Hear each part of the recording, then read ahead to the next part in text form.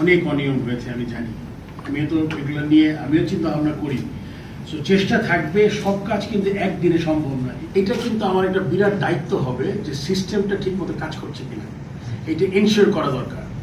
আমি যদি টপ জায়গা থেকে যদি ওই কাজটা করতে পারি, একটা চেষ্টা করে শুরু করতে পারি, তাহলে আমার মনে হয় আপনার যে আশঙ্কাটা, আপনি যারা আছেন তারা কিন্তু অনেক সময় সিস্টেমের জন্য কিছুটা এদিক সেদিক চলে যায়, কারণ আপনি কোনো অ্যাকাউন্টেবিলিটি থাকে না, তখন কিন্তু আপনি চেষ্টা করেন যে অনেক কিছু করার। সো ওইটা আমরা চেষ্টা করব। আর আমি বাংলাদেশের কোথায় দেখে যেতে চাই, আমি তো দেখে যেতে চাই বাংলাদেশ ফাইনাল খেলুক যে কোনো আইসিসি টুর্নামেন্টে, বা সময় কতটুকু পাবো এটা খুব ইম্পর্টেন্ট ফ্যাক্টর।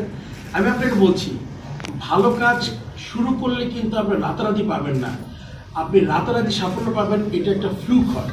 যেটা আমি অনেক বলেছি যে আমি যদি একটা দুইটা উইনের থেকে যদি আমরা 5টা খুব ক্লোজ ম্যাচ খেলে 7-8 নম্বর ম্যাচ 2-3 জিতি, এটা কিন্তু সাস্টেনেবল হয়। সো আমি সবসময় মনে করি প্রসেসটা চালু করাটা খুব জরুরি, যেখান থেকে আমরা অনেক রেগুলার বেসিস ভালো খেলতে পারি।